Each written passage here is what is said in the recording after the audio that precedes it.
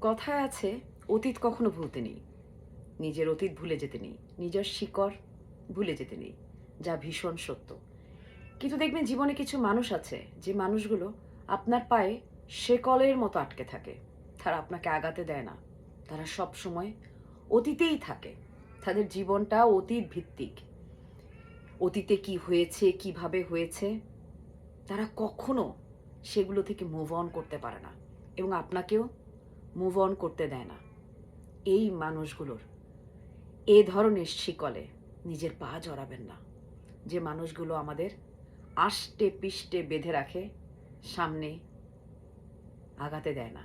অতীত ভুলতে নেই, কিন্তু অতীতে থাকতে নেই। অতীত আমাদের এক্সপেরিয়েন্স। যে মানুষ যত বেশি অতীতে থাকে, সেই মানুষ তত বেশি নিজের বর্তমানকে নষ্ট করে। এবং যখন আমাদের বর্তমান নষ্ট হয়, আমাদের ভবিষ্যৎ নষ্টই বের হবে। এর কোনো বিকল্প নেই।